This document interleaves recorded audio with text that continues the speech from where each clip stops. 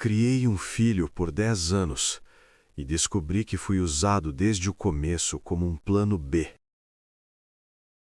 Eu sempre achei que algumas coisas na vida eram sagradas, não por religião ou por tradição, mas por um tipo de compromisso silencioso que a gente assume quando vira adulto e percebe que o mundo não vai te dar nada de graça. Família, por exemplo. Eu cresci em uma casa onde quase tudo faltava, menos a ideia de que você não abandona os seus. Meu pai, Mauro, era um homem duro e calado. Minha mãe, Vera, segurava o mundo nas costas com uma aparência de força que eu só fui entender depois de velho. Naquela casa eu aprendi cedo que amor raramente vinha em forma de abraço ou palavras bonitas. Ele vinha em forma de trabalho, de sacrifício, de engolir a própria vontade.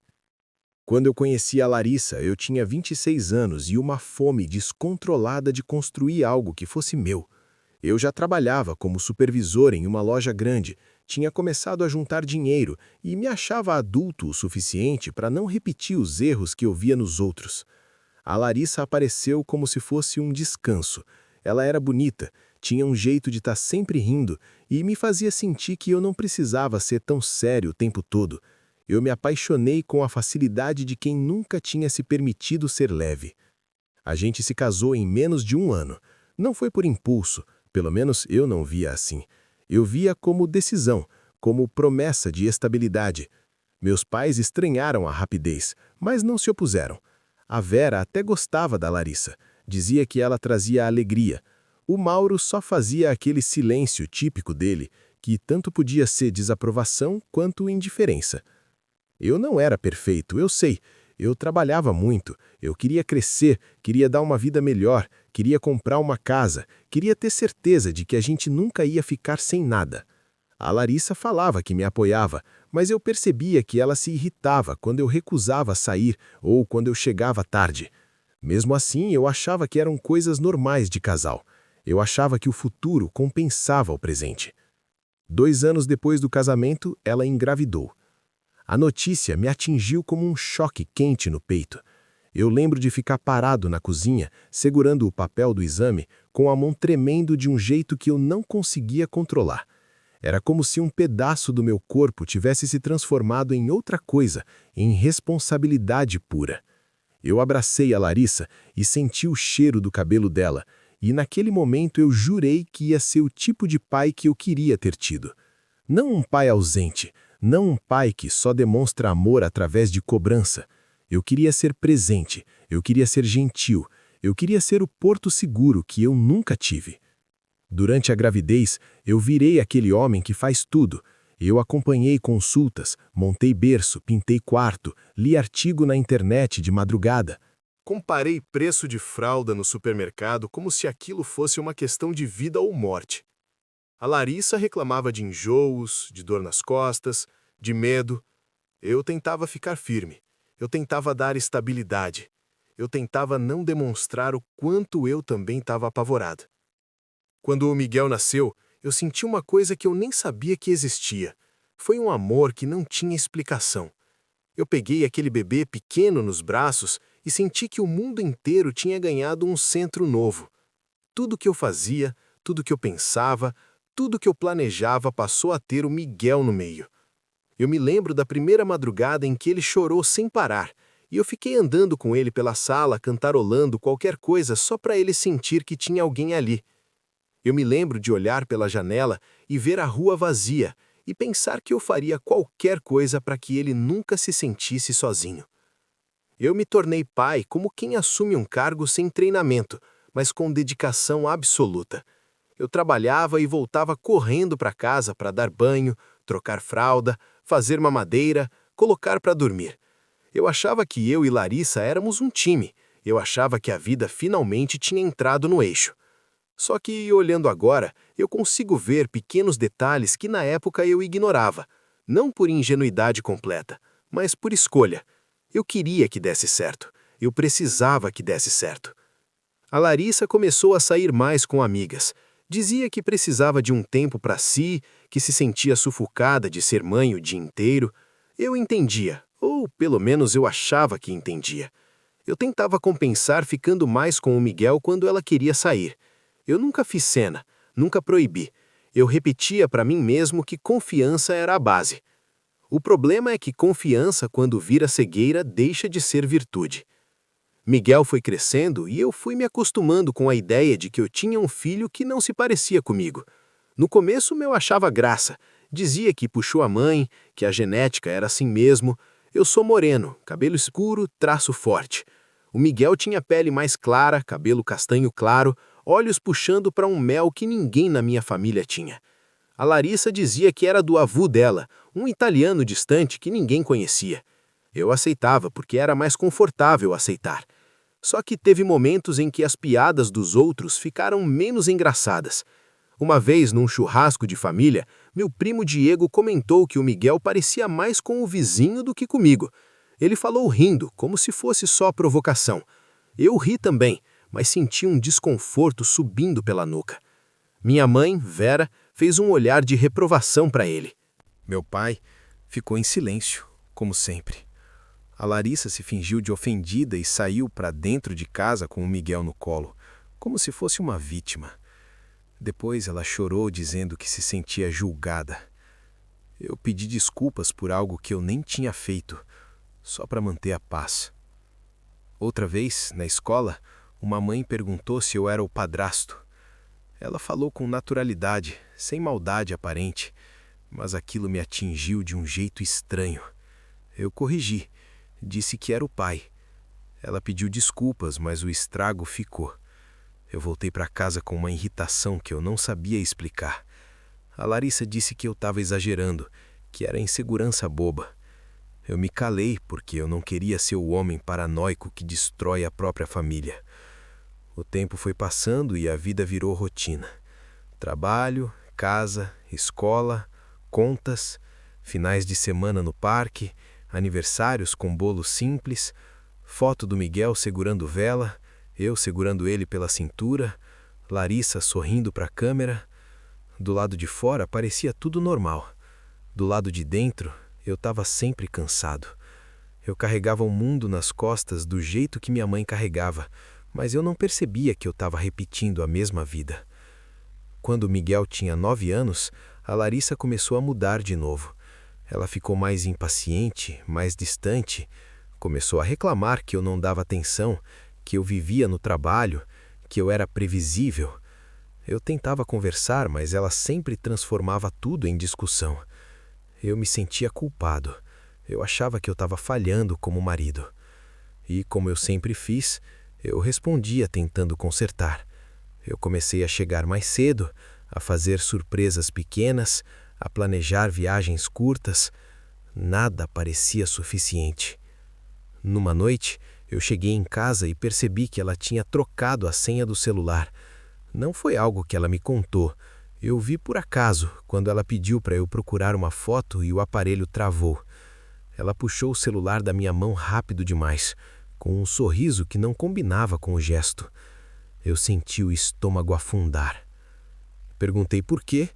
Ela disse que era privacidade, disse que eu era controlador, disse que eu estava ficando paranoico. Eu fiquei quieto e fiquei envergonhado, porque de alguma forma eu me senti errado por ter notado. Foi nessa fase que eu comecei a ter crises de ansiedade. Nada que eu chamasse assim na época. Eu só sentia um aperto no peito, uma irritação constante, um cansaço que não passava. Eu olhava para o Miguel e ele era o único motivo pelo qual eu não desabava. Eu pensava que se eu aguentasse mais um pouco, as coisas iam melhorar. Só que a vida tem um jeito cruel de escolher o momento exato em que você acha que está segurando tudo para te mostrar que você nunca teve controle. A primeira rachadura real não veio pela Larissa, veio pelo meu corpo. Eu desmaiei no trabalho. Não foi dramático como o filme, mas foi assustador. Eu estava falando com um funcionário e, de repente, a sala inclinou.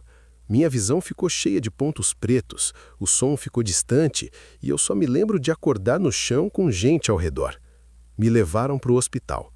O médico falou que eu estava com pressão alta, estresse, exaustão, pediu exames, entre eles exames de sangue. Eu voltei para casa com uma sensação de fragilidade que eu detestava. A Larissa fez uma cena de preocupação na frente do Miguel, como se fosse a esposa dedicada. Quando o Miguel foi dormir, ela virou outra pessoa. Disse que eu precisava cuidar de mim porque ela não aguentava mais drama. Disse que eu estava me vitimizando. Eu engoli a raiva, porque eu estava fraco, literalmente. Eu estava com medo. Dias depois, um dos exames voltou alterado. O médico pediu repetição e depois pediu testes mais específicos. Ele falou de uma condição hereditária rara relacionada ao sangue, algo que podia explicar alguns sintomas que eu tinha desde novo, mas que nunca tinha investigado. Ele perguntou sobre histórico familiar, sobre parentes com problemas semelhantes. Eu lembro de responder que sim, que meu pai tinha algo parecido, que ele sempre teve um problema que ninguém falava muito. O médico então falou que em alguns casos isso era passado geneticamente, e com a naturalidade cruel de quem fala de genética como se fosse apenas estatística, ele comentou que seria interessante um dia testar o Miguel também, para prevenção. Na hora eu concordei, eu era pai. Pai protege, pai antecipa perigo. Só que quando eu cheguei em casa e mencionei isso para Larissa, a reação dela foi errada demais para eu ignorar. Ela não ficou preocupada com a saúde do Miguel. Ela não perguntou o que era, ela não quis entender. Ela ficou rígida. O rosto dela mudou, como se alguém tivesse puxado o chão debaixo dos pés dela. Ela disse que isso era exagero, que eu estava inventando doença para controlar a vida do menino, que Miguel era saudável, que eu estava passando meu medo para ele. Eu argumentei que era só um teste, uma precaução. Ela insistiu em negar. Ela disse que não queria que eu colocasse o Miguel em hospital, que não queria trauma, que não queria picada, que eu estava enlouquecendo. Era uma resistência grande demais porque parecia um pedido simples.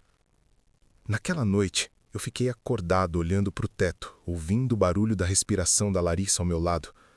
Eu tentei me convencer de que era só medo de agulha, só ansiedade de mãe, só teimosia. Mas uma palavra começou a se formar no fundo da minha cabeça, uma palavra que eu tinha evitado por anos como se fosse veneno. E essa palavra não era traição, era possibilidade. No dia seguinte, eu tentei abordar o assunto de novo, de um jeito mais leve. Eu disse que podia ser pelo bem do Miguel, que era prevenção, que não precisava ser agora, que podia ser com calma.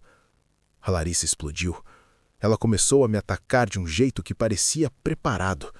Ela falou que eu não confiava nela, que eu sempre procurei defeito, que eu queria controlar tudo, que eu tinha problema de insegurança desde sempre. E então, num deslize, num segundo em que a raiva dela foi mais rápida que o filtro, ela falou que eu precisava parar de agir como se o Miguel fosse uma extensão do meu ego. Aquilo me deixou parado. Porque eu nunca tratei o Miguel como ego. Eu tratei como vida. Eu percebi ali que ela estava defendendo outra coisa. Não era o Miguel. Era uma história. Era um segredo. Era um muro que ela tinha construído e que eu estava encostando sem perceber. Eu fui para o trabalho como um zumbi. Eu não conseguia focar. Eu lembrava de comentários antigos, de piadas, de olhares. Eu lembrava de como o Mauro sempre ficava em silêncio quando alguém falava do Miguel não parecer comigo. Eu lembrava da primeira vez que vi a Larissa esconder o celular. Eu lembrava do jeito que ela mudava de humor quando eu questionava qualquer coisa. E pela primeira vez, eu me permiti pensar o pensamento que eu tinha proibido dentro de mim por uma década. E se o Miguel não for meu? Eu senti culpa só de formular isso. Eu me senti nojento, como se eu estivesse traindo meu próprio filho com uma suspeita, porque, na minha cabeça, Miguel era meu. Eu tinha criado, eu amado, eu tinha segurado febre, ensinado a andar de bicicleta, ajudado em tarefa da escola, levado em médico, consolado pesadelo. Eu tinha sido pai em cada detalhe. A biologia, para mim, sempre foi só uma palavra. Só que naquele momento, a biologia virou uma faca apontada para minha garganta. Eu cheguei em casa e vi o Miguel fazendo lição na mesa, concentrado, com a língua levemente para fora do canto da boca, aquele jeito que ele tinha quando estava focado. Meu peito apertou. Eu senti uma ternura tão forte que quase virou dor. Eu fui até ele, passei a mão no cabelo dele e ele sorriu para mim daquele jeito automático de criança que se sente segura. Naquele sorriso, eu percebi que se a dúvida fosse real, eu não estava prestes a perder só uma verdade. Eu estava prestes a perder o chão. Naquela noite, depois que o Miguel dormiu, eu tentei conversar com a Larissa de um jeito diferente. Eu não acusei, eu não gritei, eu só disse que a reação dela tinha sido estranha e que eu queria entender. Eu disse que eu estava assustado com meus exames, que eu queria proteger o Miguel, que eu precisava que ela fosse minha parceira nisso. Ela me olhou com um desprezo frio que eu nunca tinha visto. E então ela fez algo que eu nunca vou esquecer. Ela sorriu, um sorriso curto, como se eu fosse ingênuo. Ela afirmou que eu estava procurando problema porque eu não sabia lidar com a vida que eu mesmo escolhi. Ela disse que eu precisava parar de me achar vítima e que eu devia agradecer por ter uma família que muita gente queria ter. Eu senti meu sangue ferver, porque ali tinha uma inversão tão cruel que parecia ensaiada. Eu, que sempre carreguei tudo, estava sendo tratado como um peso. Eu fui dormir com uma decisão que eu não queria tomar, mas que eu já sabia que era inevitável. Eu ia descobrir a verdade. Eu não sabia como, eu não sabia quando, eu só sabia que eu não aguentava mais viver com aquela suspeita pulsando por baixo de cada respiração. Nos dias seguintes, eu comecei a observar a Larissa com outros olhos, e quando você muda o olhar, você percebe coisas que antes pareciam invisíveis. Eu percebi que ela se afastava do Miguel quando eu chegava perto. Eu percebi que ela ficava tensa se eu falava de saúde, de documento, de escola. Eu percebi que ela respondia rápido demais, como quem tenta encerrar assunto antes que ele cresça. E eu percebi algo ainda mais perturbador. Parecia que ela tinha medo de mim, mas não medo físico, medo de eu encostar num fio solto e puxar. Eu comecei a procurar documentos. Certidão de nascimento, carteirinha do plano, exames antigos. Tudo parecia normal. Meu nome estava lá, como pai. Tudo oficial, tudo assinado, tudo reconhecido. E mesmo assim, eu sentia que aquela tinta em papel não era prova de nada. Era só o registro de uma história contada. Uma tarde eu estava guardando alguns papéis na gaveta do escritório e encontrei uma pasta velha com documentos do início do nosso casamento. Entre eles tinha uma folha dobrada, amarelada, com um carimbo de clínica. Eu abri. Era um exame de sangue da Larissa, datado de pouco antes da gravidez, com alguns marcadores destacados. Eu não entendia de medicina, mas reconheci uma palavra: fertilidade. E reconheci outra: acompanhamento. Meu coração disparou. E eu olhei a data de novo. Eu olhei o nome. Era dela. E eu não sabia por que aquilo estava ali, escondido, dobrado, como se fosse lixo que ninguém queria ver. Eu senti que eu estava segurando uma ponta do fio. E, pela primeira vez, eu tive a certeza de que não era só uma traição comum. Aquilo tinha planejamento. Aquilo tinha antecedência. Aquilo tinha intenção. Eu fiquei sentado no chão do escritório, com a folha na mão, ouvindo o som da casa como se fosse distante, a televisão ligada abaixo na sala, o barulho do Miguel mexendo em alguma coisa no quarto, passos da Larissa na cozinha. Uma vida normal acontecendo por cima de algo que eu estava prestes a desmontar. E, naquele exato momento, eu ouvi o celular da Larissa vibrar na cozinha. Ela não estava perto. Eu ouvi a vibração repetida, insistente, como se fosse uma mensagem atrás da outra. Eu me levantei sem pensar, com o exame ainda na mão, e caminhei até a cozinha. O celular estava em cima do balcão, a tela acendendo e apagando com notificações que eu não conseguia ler completamente à distância. Eu cheguei mais perto e vi apenas um pedaço do nome aparecendo na notificação antes de apagar. Um nome que eu conhecia e que eu não via há anos. O nome de alguém que nunca deveria estar aparecendo no celular da minha esposa. E naquele segundo eu entendi que eu estava muito mais perto da verdade do que eu imaginava. Só que, ao invés de alívio, o que eu senti foi medo. Porque a sensação era de que, quando eu abrisse aquela porta, eu não encontraria apenas uma resposta sobre paternidade. Eu encontraria o motivo pelo qual a Larissa sempre me olhou, no fundo, como se eu fosse substituível. e eu ainda não sabia o quanto essa verdade ia me humilhar antes de me libertar. Depois daquele instante na cozinha, eu não toquei no celular da Larissa, não por respeito, mas por medo. Um medo primitivo, quase infantil, de que, se eu confirmasse o que meu corpo já tinha entendido, eu não conseguiria mais fingir normalidade. Eu voltei para o escritório, sentei na cadeira e fiquei olhando para o exame dobrado na minha mão, como se ele fosse um objeto perigoso. Eu não sabia exatamente o que ele provava, mas sabia o que ele sugeria, que a gravidez do Miguel não tinha sido um acaso feliz dentro do nosso casamento. Tinha sido algo acompanhado, monitorado, talvez até desejado fora do lugar que eu acreditava. Eu passei aquela noite em estado de alerta constante. Cada movimento da Larissa parecia ensaiado demais. Cada gesto simples ganhava um peso estranho. Quando ela sentou no sofá perto de mim, eu senti o corpo dela tenso, como se estivesse esperando alguma coisa. Quando ela perguntou se eu estava bem, a voz soou automática, quase profissional. Eu respondi que estava cansado. Ela aceitou rápido demais. Era como se ambos estivéssemos representando papéis diferentes na mesma peça, fingindo não ver o cenário desmoronando ao redor. Eu dormi mal. Sonhei com corredores longos, portas trancadas, vozes abafadas. Acordei com o coração acelerado e uma sensação de urgência que não me deixava quieto. Eu precisava de respostas, mas não podia buscar de qualquer jeito, não enquanto o Miguel tivesse no meio disso tudo. Foi aí que uma memória antiga voltou, como se alguém tivesse acendido uma luz num canto esquecido da minha cabeça. Um nome: Rafael. Rafael tinha sido um amigo da Larissa no início do nosso relacionamento. Não amigo próximo, pelo menos era assim que ela descrevia. Um cara do passado, alguém com quem ela tinha tido uma história mal resolvida antes de me conhecer. Eu lembrava vagamente dele porque nos primeiros meses de namoro, o nome surgia de vez em quando em conversas soltas, como se fosse parte de um capítulo já encerrado. Depois, simplesmente desapareceu. Eu nunca questionei, achei que fosse maturidade da parte dela deixar o passado onde ele devia ficar. Agora, aquele pedaço de nome na notificação fazia sentido demais. Nos dias seguintes, eu comecei a montar um quebra-cabeça silencioso.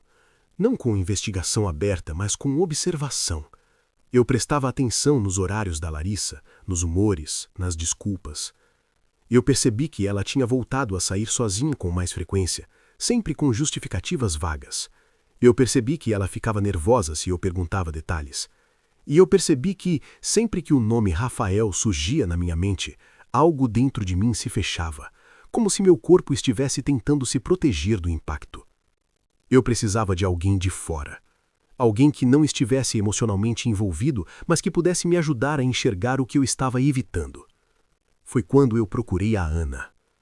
Ana era minha irmã mais velha, sempre foi a pessoa que dizia as verdades que ninguém queria ouvir. Enquanto eu cresci tentando agradar, tentando manter a paz, ela cresceu questionando, confrontando, batendo de frente. A gente não era extremamente próximo, mas existia um respeito silencioso entre nós. E eu sabia que se eu contasse tudo, ela não ia romantizar nada. Eu fui até a casa dela numa tarde de sábado com a desculpa de levar alguns documentos antigos do nosso pai que eu tinha encontrado. Ela percebeu rápido que tinha algo errado. Eu não precisei dramatizar. Bastou começar a falar que tudo saiu de uma vez, como se eu estivesse segurando a respiração há anos. Eu contei sobre os exames, sobre a reação da Larissa, sobre as dúvidas antigas que eu tinha ignorado, sobre a notificação no celular. Eu falei do medo de perder o Miguel, da culpa só de desconfiar, da sensação de ter sido o último a saber de algo grande demais. A Ana ouviu tudo em silêncio.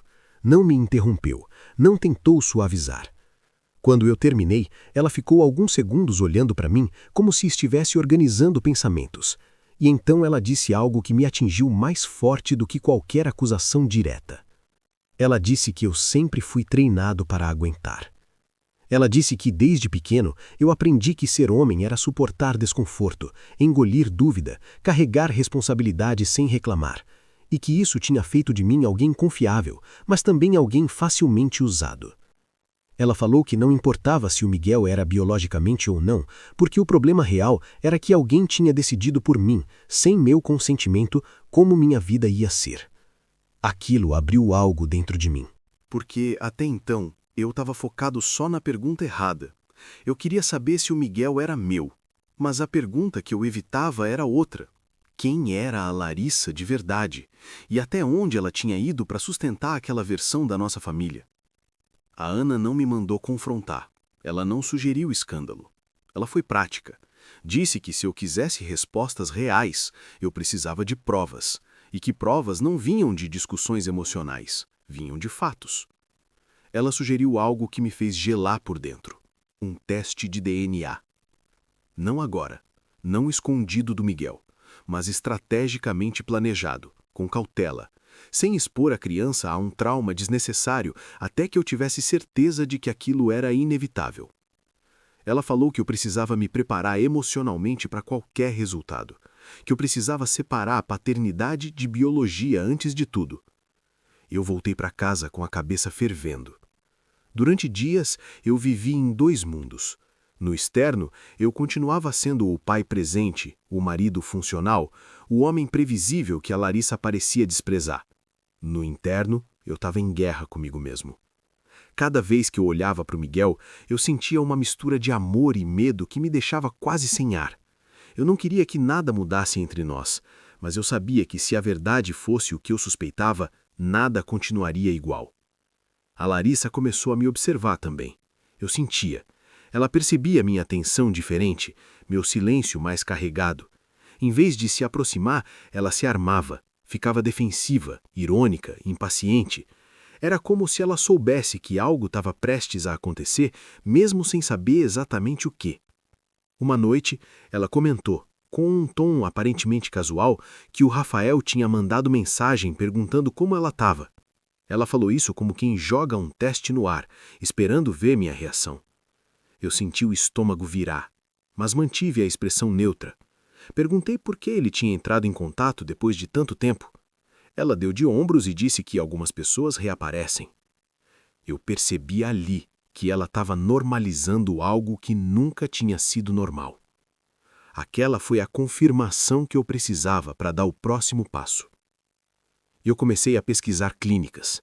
Eu lia tudo de madrugada, com o celular no silencioso, enquanto a Larissa dormia ao meu lado. Eu aprendi sobre coleta, prazos, confidencialidade. Eu escolhi uma clínica em outra cidade, pequena, discreta. Algo que não chamasse atenção. Algo que eu pudesse controlar. O plano, se é que aquilo podia ser chamado assim, era simples e cruel ao mesmo tempo. Aproveitar uma consulta de rotina do Miguel, daquelas que a Larissa costumava faltar, alegando compromisso ou cansaço, e coletar material sem levantar suspeitas. Eu odiava cada detalhe daquilo. Me sentia sujo, me sentia traidor, mas eu também me sentia encurralado. No dia marcado, eu quase desisti. O Miguel estava animado porque depois da consulta eu tinha prometido levar ele para comer hambúrguer. Ele falava sem parar no carro, contando histórias da escola, reclamando de um colega, rindo de coisas que só faziam sentido para ele. Eu respondia automático, com a garganta apertada. Eu me perguntava o tempo todo se aquele seria o último dia em que eu conseguiria olhar para ele sem ver uma interrogação gigante no lugar do rosto. A coleta foi rápida, técnica, fria. O profissional explicou tudo com neutralidade, como se aquilo fosse apenas mais um procedimento entre tantos. Para mim, parecia uma sentença suspensa no ar. Depois, fomos comer o hambúrguer. O Miguel ficou com ketchup na ponta do nariz e eu ri enquanto limpava. Aquela risada doeu mais do que qualquer coisa, porque eu sabia que em poucos dias algo invisível ia mudar tudo. Os dias de espera foram os piores da minha vida. Eu não conseguia dormir direito. Eu me irritava com facilidade. Eu evitava olhar para Larissa por muito tempo, com medo de deixar escapar algo. Ela, por sua vez, parecia inquieta. Brigava por coisas pequenas, reclamava do meu silêncio, dizia que eu estava estranho. Eu segurava tudo dentro de mim como se fosse uma bomba prestes a explodir. Quando o e-mail da clínica chegou, eu estava sozinho em casa. Eu lembro de olhar para a tela do computador por vários minutos antes de abrir. Eu pensei em fechar, fingir que nunca tinha visto. Pensei em apagar. Pensei em desistir, mas eu já tinha ido longe demais para recuar. Eu cliquei. O resultado era claro, objetivo, científico. Incompatibilidade. Eu li aquela palavra várias vezes como se ela pudesse mudar se eu insistisse. Meu corpo reagiu antes da minha mente. Eu senti um calor subir pelo peito, um zumbido nos ouvidos, as mãos suando. Eu levantei da cadeira e andei pela casa sem rumo, como um animal ferido. Miguel não era meu biologicamente. Eu sentei no chão da sala e chorei de um jeito que eu não chorava desde criança. Não era só dor, era humilhação. Era a sensação de ter sido enganado em algo que eu nunca imaginei que pudesse ser usado contra mim. Eu me senti pequeno, descartável, substituível. Eu pensei em cada noite em claro, cada sacrifício, cada escolha feita em nome daquela família. E, mesmo assim, no meio do caos, uma verdade se manteve firme.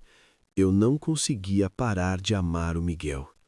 Aquilo me deixou ainda mais confuso, porque se o amor não tinha ido embora com a biologia, o que exatamente tinha sido uma mentira?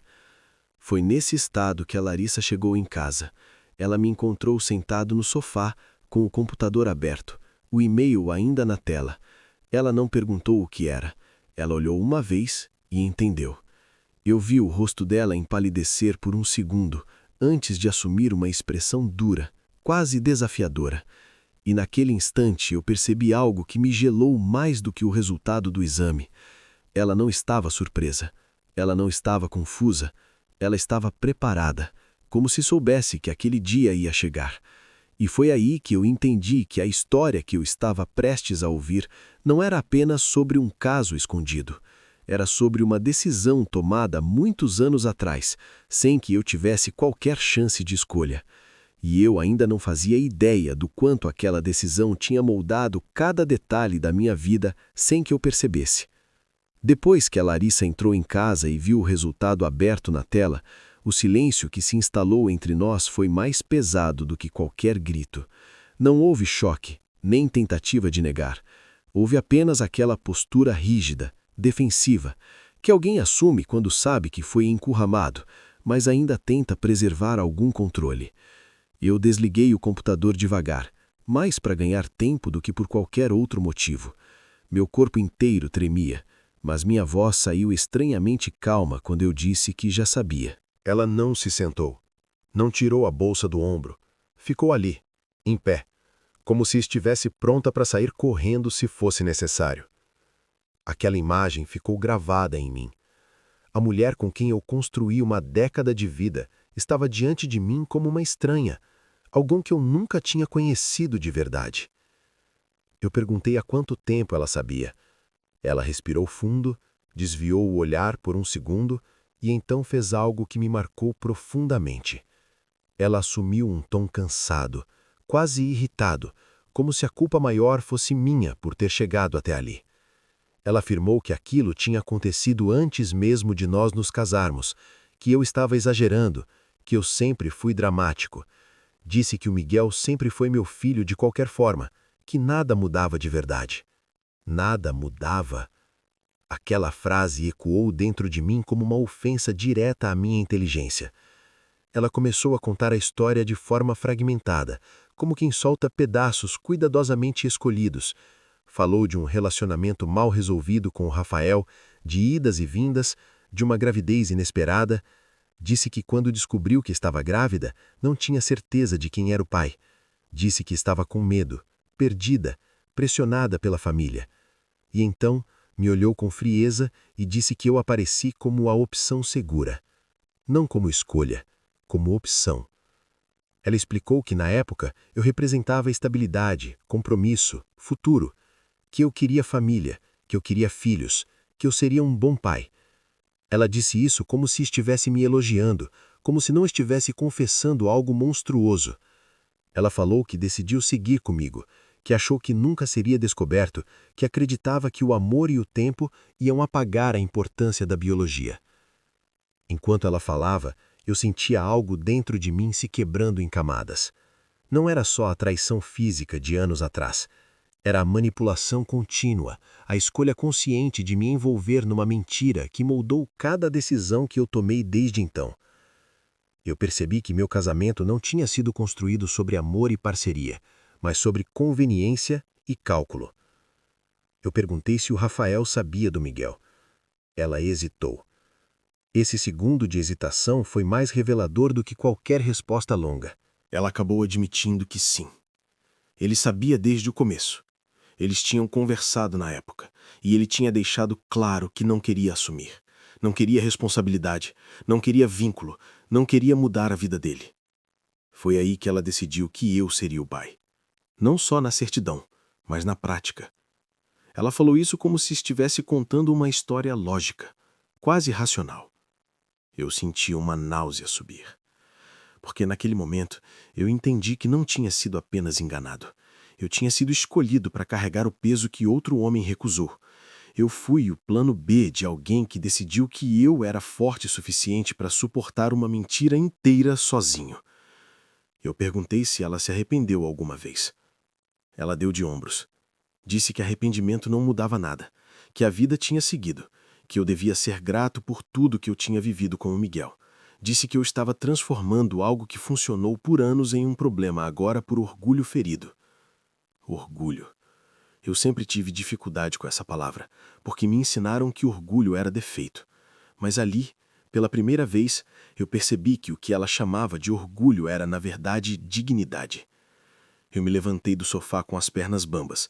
Eu sentia um cansaço profundo, como se meu corpo tivesse envelhecido 10 anos em 1 hora. Eu olhei para ela e vi alguém completamente desconectado do impacto das próprias escolhas. Ela não chorou, não pediu desculpa, não demonstrou culpa. O que ela demonstrou foi incômodo por ter sido desmascarada. E foi aí que veio a parte que mudou tudo. Ela disse que eu precisava pensar bem no que ia fazer. Disse que se eu resolvesse ir embora ou criar confusão, eu poderia perder o Miguel. Ela lembrou que legalmente ele estava registrado como meu, mas que tudo poderia ficar complicado. Ela falou em advogados, em desgaste, em sofrimento para a criança. Ela usou o medo como ferramenta, do mesmo jeito que tinha usado por anos sem que eu percebesse. Aquilo foi o fundo do poço. Porque não bastava ter mentido, manipulado, decidido minha vida por mim. Ela ainda tentava me controlar usando o meu maior ponto fraco, o amor que eu sentia pelo Miguel. Eu não respondi. Eu simplesmente peguei a chave do carro e saí. Dirigi sem destino por horas, tentando respirar, tentando organizar pensamentos que se atropelavam. Eu lembrava de cada momento da minha vida em que eu me sentia insuficiente, cansado, sobrecarregado. Tudo fazia sentido agora. Eu não estava exausto só por trabalhar demais. Eu estava exausto por viver uma vida construída em cima de uma mentira que eu sustentava sozinho. Eu parei o carro em um lugar afastado e fiquei ali, olhando para o nada. Pela primeira vez, eu considerei a possibilidade de ir embora de tudo, de desaparecer. Mas a imagem do Miguel voltou com força.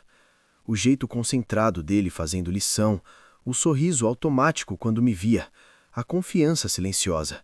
Eu não podia sumir. Eu não podia puni-lo por uma escolha que não foi dele. Quando eu voltei para casa, a Larissa já tinha ido dormir. Eu passei pelo quarto do Miguel e fiquei observando ele por alguns minutos. Ele dormia tranquilo, alheio ao terremoto que tinha acontecido.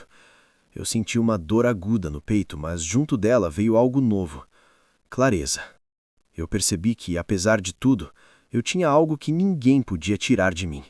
Eu tinha sido pai de verdade. Eu tinha construído um vínculo real. A mentira era dela. A escolha errada era dela. A culpa não era minha. Nos dias seguintes, eu me afastei emocionalmente da Larissa. Não por vingança, mas por autopreservação. Cada interação era fria, funcional. Ela percebeu rápido que tinha perdido o controle da narrativa. Tentou se aproximar, mudar o tom, fingir normalidade, mas algo tinha quebrado de forma irreversível. Eu procurei um advogado, não para brigar por vingança, mas para entender meus direitos e, principalmente, os direitos do Miguel. Eu precisava garantir que ele não seria usado como moeda de troca. Eu descobri que, legalmente, minha posição como pai era forte, mais forte do que ela tentava me fazer acreditar. Aquilo me devolveu um pouco da confiança que eu tinha perdido. Foi nesse período que a Larissa mudou de estratégia. Ela começou a agir como vítima. Comentava com pessoas próximas que eu estava estranho, distante, emocionalmente instável. Tentava construir uma versão em que eu era o problema. Eu reconheci o padrão tarde demais, mas reconheci. A mesma manipulação, só que agora é direcionada para fora. Eu parei de reagir. Eu parei de tentar explicar. Eu comecei a guardar provas, mensagens, datas, comportamentos, não para expor, mas para me proteger. E enquanto tudo isso acontecia, algo dentro de mim começou a mudar. A humilhação ainda estava ali. A dor ainda estava ali. Mas, pela primeira vez, eu não estava tentando consertar o que tinha sido quebrado por outra pessoa. Eu estava escolhendo a mim mesmo. E essa escolha silenciosa foi o início da virada. Porque eu percebi que eu não precisava implodir minha vida para sair daquela história com dignidade. Eu precisava apenas parar de aceitar o papel que tinham escrito para mim. E eu ainda não tinha contado nada ao Miguel. Essa era a parte mais difícil. Eu sabia que aquela conversa ia definir tudo. O jeito como eu conduziria aquilo ia marcar a relação dele comigo para sempre. E eu sabia que a Larissa ia tentar interferir, distorcer, controlar. Mas eu também sabia de algo que ela parecia ter esquecido.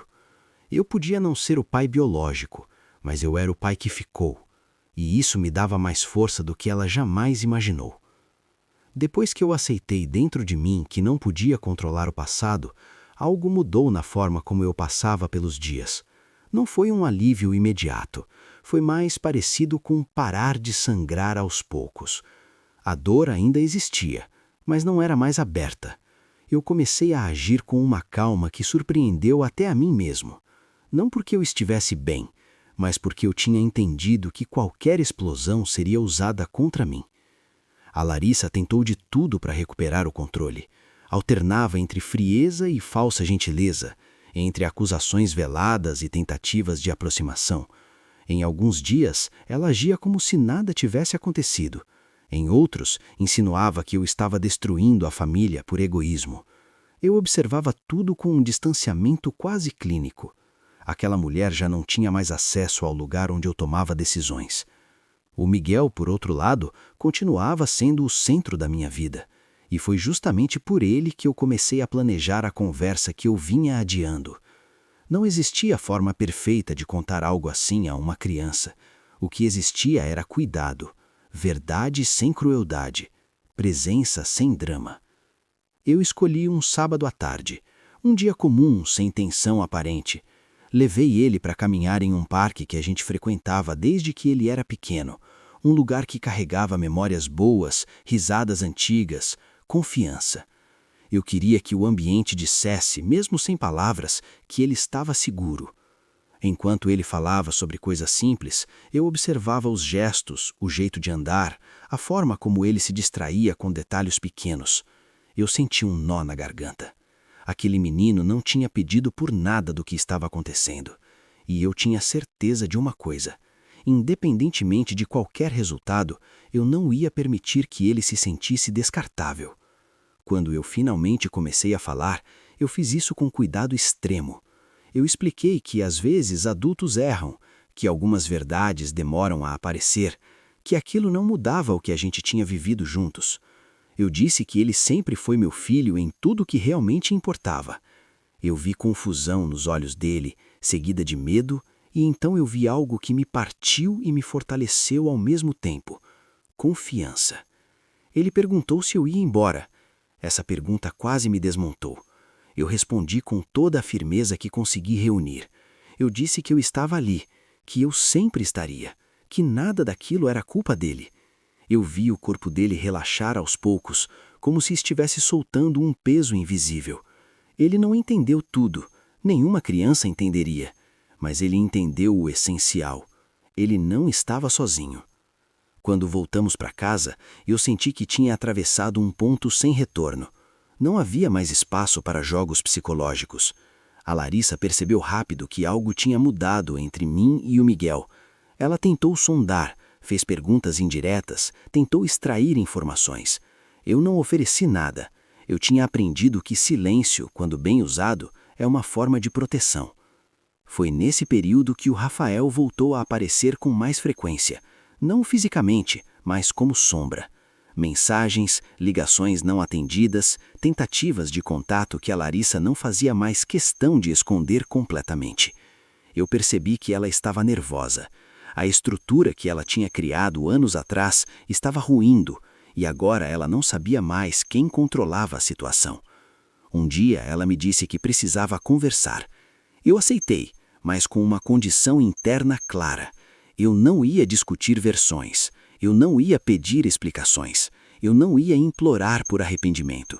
Aquilo já tinha passado do ponto. Ela tentou argumentar que tudo o que fez foi pensando no bem do Miguel. Tentou se colocar como alguém que tomou uma decisão difícil por amor. Eu ouvi sem interromper. E, pela primeira vez, consegui enxergar aquilo com lucidez.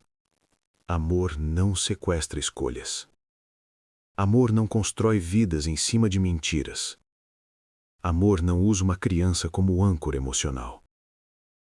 Quando ela percebeu que aquele discurso não funcionava mais, mudou de tom. Disse que talvez fosse melhor cada um seguir seu caminho. Disse que eu precisava aceitar que algumas coisas simplesmente acabam. Eu concordei. Sem raiva, sem ameaça. Aquela concordância pareceu desarmá-la mais do que qualquer confronto. Eu iniciei o processo de separação de forma organizada. Documentada. Sem espetáculo. Eu tinha aprendido que dignidade também é estratégia. A Larissa tentou, em alguns momentos, provocar reações. Insinuava que o Miguel poderia se afastar de mim no futuro. Que a verdade biológica um dia pesaria mais. Eu não respondi. Eu sabia que aquele medo já não mandava em mim. Aos poucos, a narrativa começou a se inverter. Pessoas próximas começaram a perceber incoerências no discurso dela. Contradições pequenas, mas constantes. Eu não precisei expor nada. A verdade tem um ritmo próprio. Quando você para de protegê-la, ela se mostra sozinha. O Miguel se adaptou melhor do que eu esperava. Ele fazia perguntas pontuais, às vezes difíceis, mas sempre voltava para o mesmo ponto. Se eu ainda era pai dele. E eu respondia sempre da mesma forma, com ações mais do que palavras.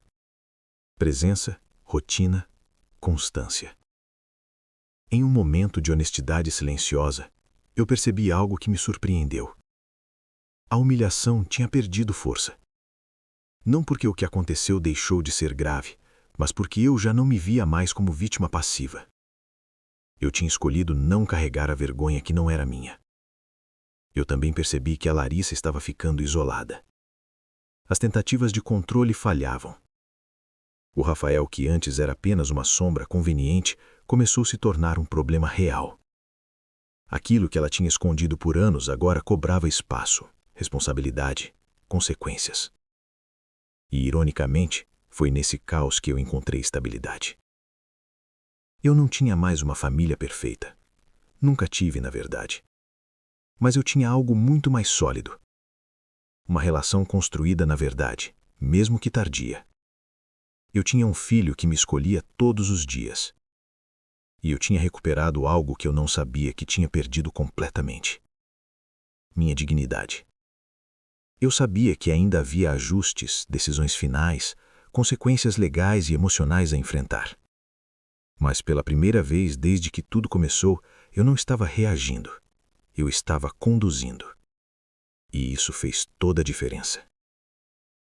Com o tempo, a separação deixou de ser um evento e passou a ser um processo. Não houve uma ruptura explosiva, mas um afastamento progressivo, quase inevitável. A casa foi ficando maior, mais silenciosa, menos carregada. Eu passei a dormir melhor, a respirar melhor, a sentir o corpo menos em estado de alerta. Era como se eu tivesse passado anos esperando um impacto que nunca vinha, e agora, depois do choque, finalmente pudesse descansar. A Larissa se mudou primeiro. Disse que precisava de espaço, que queria reorganizar a própria vida.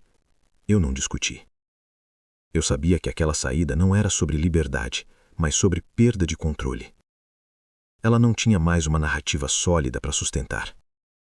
O papel de esposa dedicada tinha se desgastado, e o papel de vítima já não convencia como antes. O Miguel continuou comigo na maior parte do tempo, não por disputa, mas por escolha prática e emocional. A rotina dele estava ali, a escola, os amigos, o quarto. Eu mantive tudo o mais estável possível.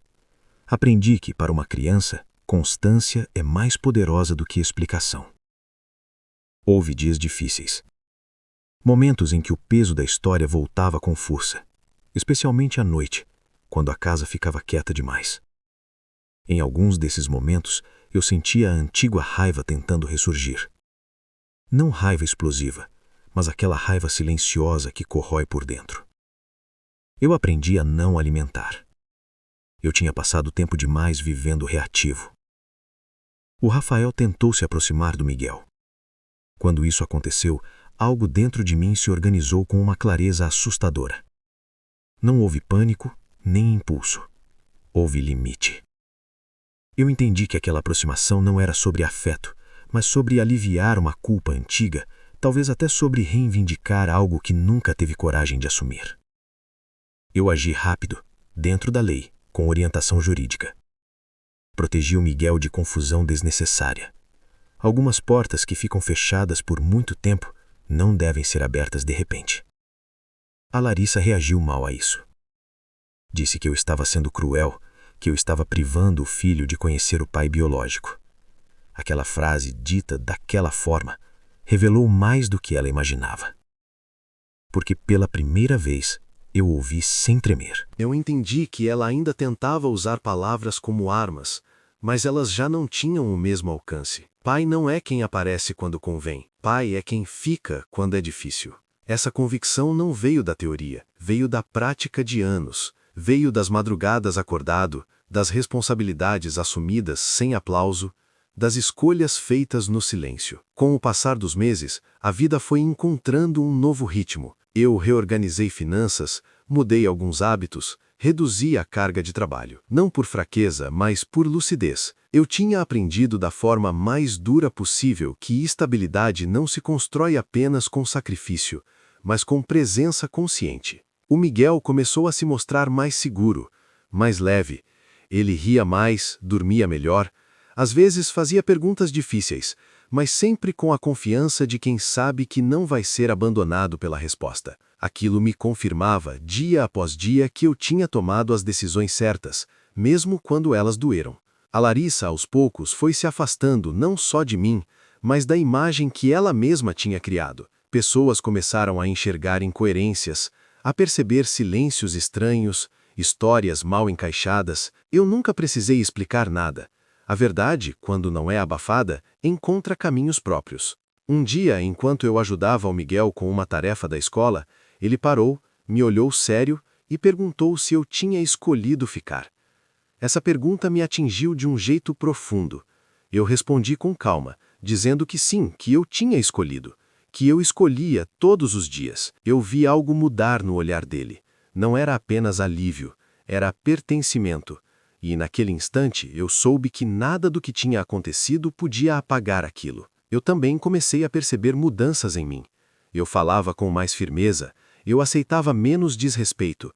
Eu não precisava mais provar nada para ninguém. A humilhação que antes parecia definir minha história, agora era apenas um capítulo difícil, não a identidade inteira. O passado não tinha sido justo, mas ele também não tinha sido em vão.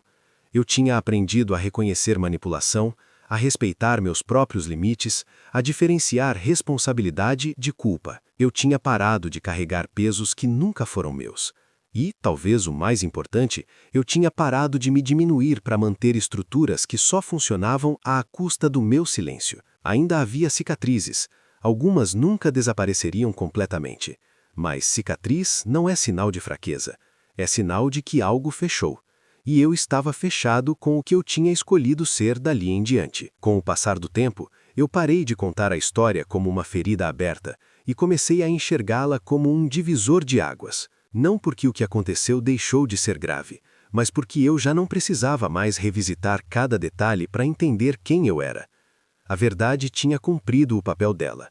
O resto agora era escolha. Eu percebi que havia passado anos confundindo estabilidade com silêncio, achando que manter tudo em ordem significava aceitar desconfortos que não deveriam ser normalizados. Eu não tinha sido forte por suportar a mentira.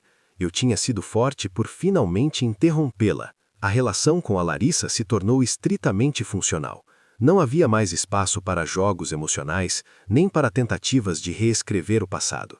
Cada conversa era objetiva, delimitada, sem brechas para manipulação. Aquilo que antes me causava ansiedade, agora era apenas um detalhe administrativo da vida.